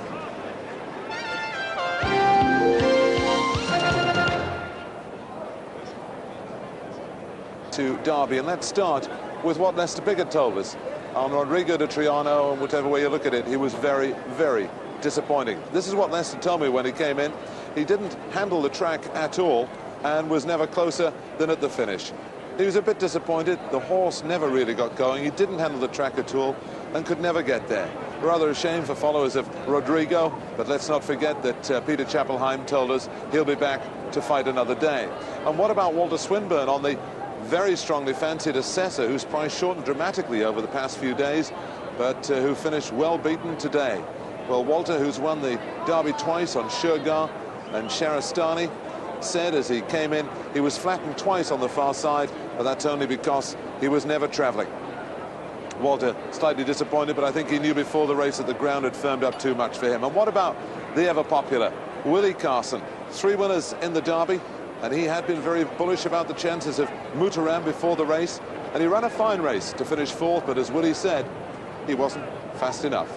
And that's the leading contenders, some of the views of some of the jocks who were riding here at Epsom today. Well, horse players watching this in the United States will be absolutely amazed at the performance of Dr. Devious. You remember in the Kentucky Derby finishing only 7th, ridden by Chris McCarron. But Bruff, I'd like to ask you a question. We saw the race on the satellite, and trainer Peter Chappell-Hyam was very near us. He was so disappointed at the way Dr. Devious was ridden. Straight afterwards, he was very angry indeed. Do you think the Americans will understand this, or will they rate Dr. Devious as a really poor Epsom Derby winner, and that their horse are much better than ours? You know that you're setting up the answer. They'll say rubbish Derby. Just shows how useless the English horses are. I think it's only 7th in the Kentucky Derby finishes here. You're completely right there. American sports riders are magnificently xenophobic, but I'd like Dr. Devious to go back and take him on the 1.5 miles on the turf, and he'll whip the butts of any American beast by the look of it. Well, that might be right, but the man who looks after him, Paul Francis, how confident were you? I was confident in finishing the first 3, but to win it's just, you know, unbelievable. Yeah. And what's he like as a horse? Because you've looked after him right from the word go, haven't you? Well, he's just a true professional. He's laid back. He doesn't worry about nothing. It's hard to get him sweating at home. You know, he's really just a laid back horse. And how did you come to look after him in the first place? Well, when we first of all we worked for Peter, I came down the yard and I asked him what horses I could do. I picked a few out, but he said, oh, some lad's doing this and a lad's doing that. But he said, there's a chestnut around the corner with great big feet, you can do that if you want. I said, oh, go on, yeah, I'll do that. Turned out good. And tell us, you've got a bit of a double going on at the moment. Yeah, my wife Wendy's expecting a baby any minute now. Hopefully she hadn't had it now, but you know, be a nice double. Well, you've done the hardest part anyway. The certainty's sure to go and happen any minute. Tell us, you come from a racing background now. Yeah, my dad used to work for Keith Piggott, and he's been a head lad at Jack Holt's for 25 years now, and Jack Holt's my godfather. And how long have you been with Peter? I've been with Peter. This is my 2nd season with Peter. And you've had a few rides as well, haven't you? Yeah, I had about 15 rides, and I rode a winner for Ian Boarding, Paul Mellon. And then what? How did you come to work for Peter? I mean, well, while I was at Ian Boarding's, I wasn't getting many rides because of my weight, so I had to go in Germany, but it didn't work out. So when I came back, I saw a job apply for in the Racing Post actually, and I just applied for it, and they said come down, and I didn't even have a trial. I think I went straight in and worked for him. And you actually ride this horse work? Yeah, I ride him all his work, apart from when John Reed came down and rode him the other day. Now, just tell us about going to America, because, I mean, a lot of people thought, oh, the horse has gone to America, running the Kentucky Derby, didn't really fire. I mean, how much did it affect him? I think it only affected him, you know, a couple of days after the race with all the dirt in his throat, and he had a bit of blood in his lung. But he's, like I say, he's such a tough horse, it didn't seem to bother him. You know, he had a 16-hour box drive coming back from Kentucky to New York. He just didn't worry about it. He falls asleep most of the time. And how long did it take him to get over coming back? Well, by the next day, as soon as he came out the yard, he was bouncing. Peter said, we'll give him a walk. As soon as he saw him jumping and kicking, he said, oh, we better canter him. And do you think that he didn't actually enjoy the dirt, or was it just the way that he was ridden, or what? I think it's the way he was ridden. He's got to be up with the pace, because he hasn't got that immediate turn of foot. He just comes with a long run, which when he was out the back door about 15 lengths off the pace. So and it didn't suit him at all, and all the dirt flying back. Plus he was spinning on the sand, so they said, you know. Something's definitely suited him today. Yeah. Keep my fingers crossed. What are you looking for, a little boy or a little girl? Well, I don't mind, as long as it's healthy, but I would like a boy. Oh, well done. Thank you. Okay, thank you very much. And let's have a look now at the replay of the Derby. The first thing to look for is Lester Piggott, who dropped right out on Rodrigo de Triano. You can just see the white spotted cap right at the back as twist and turn in, I beg your pardon, Pollen Count in Sheikh Mohammed's colours on the outside is upsides with twist and turn. The eventual winner, Dr. Devious, is bang there, and the Irish colt St. Jovite on the inside, with Great Palm in the generous colours back about 5th. That, I think, was about it, Gigi. Indeed, John. I think that St. Jovite has run a tremendous race, nibbled along early on to hold a position, holds that position, one on the inside of the eventual winner, Dr. Devious, who was in a line of 4 for the start. Yellow cap at the back is Assessor, and that one just didn't go at all. A sad sight, that. I mean, it was always possible that Assessor would find them going too fast, but he does appear to sulk completely. He goes extraordinarily badly up the hill and never really makes any ground. At this stage, Leicester, with only 3 behind him, really, you thought that he would presumably quite content. He's got Rodrigo nicely settled, but in fact the moment comes when the group in front of him open up a gap. You'll see now Silver Wisp only just in front of Leicester, but while Silver Wisp with the white face can make ground on the leaders, Leicester never does so. Great Palm's going well there as they come to Tapton Corner. I don't think there's any sign that he didn't act on the track. At that stage, you would say he had every possible chance. I must re-emphasise the ride Christian Roach has given St. Jovite. Blue colours following twist and turn there. He's been hard at work virtually throughout the length of the race, John. Tremendous performance. But here comes Dr. Devious. Only cost 56 grand from the Newmarket sales. Coming there in the white colours to come and press long-time leader twist and turn. What the moment, the hope at this moment was Silver Wisp. Jeff Lewis must have, that white face on the outside must have raised his hopes, but the moment they were raised, they were dashed, because Dr. Devious produced that turn of acceleration, which is decisive in great races, went clear of them, and they never looked like catching him.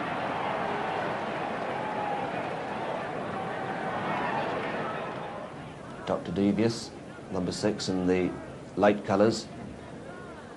What a great job Peter Chapelheim has done with this horse, because he's been to America to run the Kentucky Derby, had a rough passage all the way. When he was scoped after running, he was found to have a lot of old muck down his lungs. They got him washed out, brought him back, not the ideal preparation, and he arrived at Epsom fit to run for his life and won the greatest race in the game, the Epsom Derby.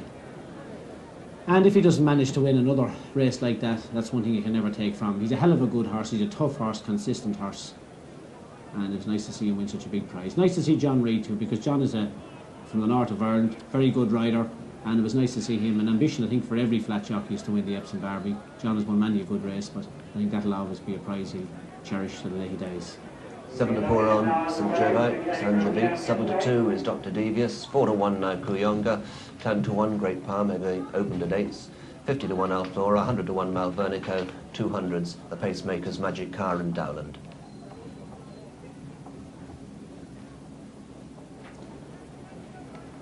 So the big guns still to be loaded. Dr. Devious being brought forward into stall number 7. Tony, only one to go, is it? Yes, Sanjavit being led up behind Great Palm, who's going in now. Richard Quinn. Dr. Devious had to be hooded to go into the stalls, but went in nice and quietly. Also at the back, Malvernico. In fact, Malvernico to be followed in by Kuyonga on the near side, and then Sanjavit. And Alflora, Sanjavit number 9, Alflora number 5. Mile and a quarter ahead of them for the Kerry Group Irish Champion Stakes. All in. Magic Car, the pacemaker for the favourite nearest to us, and they're off. Off and running, and Sanjavit broke smartly, so too Great Palm. Magic Car being driven on the inside, trying to get up there into the lead on the inside, and as they race through the first furlong, Magic Car arrives on the inside of Sanjavit and takes it up.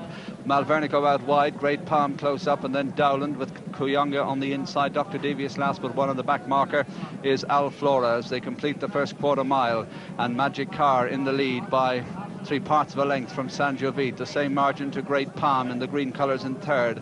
Kuyonga racing up towards the rail on 4 ahead of Malvernico. Then comes Dowland, and on the outside Alflora, Dr. Devious, the back marker, and they're tightly packed. Dr. Devious look to be slightly squeezed for room there as they come down past the 7 marker, and Magic Car leads Sanjovit, and on the inside of Sanjovit, Great Palm going up to make it 3 in a line. Alflora has moved 4th. There followed by Kuyunga and Dowland, Malvernico, and Dr. Devious brings up the rear. Racing now towards the 5 furlong marker, we have a new leader, Great Palm, by a neck from Sanjovit, followed in third by Alflora. Behind Alflora is Kuyunga. Dowland is next, then Malvernico. Dr. Devious in Magic Car, unable to do the job any longer, drops right away to the tail of the field at the half-mile pole. Great Palm has the lead. Sanjovit is second. Alflora is going well in third. Kuyunga is 4. 2 lengths to Dr. Devious, getting a run on the inside of Malvernico. They're running towards the 3 pole now, and Great Palm and Sanjovit with Alflora out wide. Kuyunga's 4. Dr. Devious trying to get into it 5th, and Sanjovit hits the front now as they race towards the home turn. It's Sanjovit, Great Palm on the rails, Alflora the outside, the red and yellow, and then comes Kuyunga, straightening up with 2 furlongs to race. Sanjovit coming wide for the better ground, chased by Alflora. Then comes Dr. Devious throwing down a challenge, and they're followed by Kuyunga on the far side, and Sanjovit being tackled now by Dr. Devious, and Dr. Devious coming there is a big danger to Sanjovit. Sanjovit on the near side, Dr. Devious on the far side. The Derby winners locked together. Sanjovit on the stand side, Dr. Devious the far side. Has got to be close. Sanjovit by a neck from Dr. Devious, flat out there, clear. Alflora in third, it's got to be close. Sanjovit, Dr. Devious the inside as they race up towards the line. Sanjovit and Dr. Devious, it's desperately close between them, and they're 8 to 10 lengths clear of Alflora in third, Kuyunga 4. In 5th place is Malvernico, a long way back to Great Palm, then Dowland, and tailed off Magic Car. A gripping race, the 2 Derby winners taking one another on in the straight. It's desperately close. Dr. Devious coming back all the way to the line. Sanjovit was edging over towards him perhaps, but I think Sanjovit may just have made it, but it is desperately close. Christie swung wide for whatever reason. He thinks himself the ground is better out there. He's sticking his right hand. John Reid is directly behind him, tracks him all the way. Alflora on the stand side lays down his challenge. Great Palm drops away on the inside. Kuyunga's making progress there. John Reid goes on the inside of Michael Roberts there. Christie is hard at work here on Sanjovit, slapped down the shoulder, and he doesn't find, but he's very, very wide, and when he picks his stick out in his right hand, John Reid attacks him on his inside. They drift very, very much towards the rails. I don't think there was any contact, but they definitely drift. There's a lot of gap between them there, but when Christie picks out his right hand, I was full sure 50 yards down he was getting the better of him, but John Reid has really forced Dr. Devious to battle all the way to the line. Not much between the 2 horses all the way up around the straight. All the time here I thought Sanjovit was getting the upper hand, but he's drifting towards Dr. Devious, and Christie puts down his stick about 50 yards from the line, or maybe 10 yards off the line, and John Reid keeps driving away, and it's nip and tuck right at the line. For me there, Christie has put it down. He's rutting hands and heels. John is still working hand on the inside. Christie, I think, feels he's going to get up. He looks to me like he's sort of half given up the ghost. 10 yards off the line, it's very close. If he hasn't won, Christie will kick himself from now till Kim Dog Tongue, because John has kept working back on his inside. The angle always favours the horse on the stand side. I've ridden here for many a day, and the horse on the stand side is always favoured in the photo. There's not much between them. I know at home looking at it, looks like Dr. Devious's head is in front there, but I must say to you that the stand side is always favoured. Christie obviously felt that he's in front. He's accepted it. Which way Tony Sweeney or the bookies going? There's a few of them down there who stand on the line. Yes, well, their opinion is that Sanjovit has won. They're going evens about Dr. Devious, and they haven't priced Sanjovit yet. No one has, in other words, nobody has asked odds about Sanjovit, but they are laying even. Dr. Devious, and when I say laying it, I mean there's a lot of punters saving themselves on it. They agree with our commentating team that it's shocking close indeed. But the opinion in the ring is that Sanjovit has won. Well, what a difference 10 weeks makes. And I think Sanjovit is past the post, but will there be an inquiry? As Ted Walsh said, Christy Roach has elected to pull a little bit wide off the turn, but you can see he's gone for his whip just as they're coming off the turn. Whereas John Reid, Dr. Devious behind him in third place here, behind Alflora, who's run a terrific race. John goes down into the push position, but he's the last to go for his whip. And Sanjovit was never really travelling on this ground today, which must have been a lot softer than many people thought. Now, Christy Roach has come all 6 horses wide. John Reid decides to challenge on his inside, and John still hasn't gone for his whip. Now he does so, and the 2 draw clear. And there's plenty of horse between the 2 horses at present, as you can see. But Sanjovit isn't the horse that he is on fast ground, and you can see he really starts labouring here, and as Christie really gets after him, he starts just to lug a little bit into the left. You can see there are 2 or 3 horses between Dr. Devious and the rails at this point, but as they get closer to the line, that gap closes all the way. John Reed riding with his whip in his left hand to keep his horse running straight, but with Christie riding with his whip in his right hand, 100 yards to go here, you can see they're drifting further and further towards that far side. And Christie is conscious of this. The judge we hear has called for a print, and Christie must be thinking, shall I stick through, pull it through into my left hand and try and straighten the horse out? But it's too late for that, so what he does is put it down 3 strides from the line. He's sure he's going to get to the post first, and I'm sure he does. But will there be a steward's inquiry? Certainly both horses have had a desperately hard race there. Saint-Gevite has gone in to the #1 spot. Incidentally, his half-sister Charette won the first race today at 13-8 on, but this was far from an ideal trial for the Tigre Prix de l'Arc de Triomphe, because he's had a really tough race, and this is the crucial evidence that the stewards may be looking at. And you can see that Saint-Gevite is bearing down on Dr. Devious. And with the margin so narrow, there may not have been contact there, but John Reed might possibly claim there was intimidation. Enough intimidation just to cost his horse the chance of pushing his head in front in those vital 50 yards. But as they pass the post, Saint-Gevite remains unbeaten in his last 3 runs.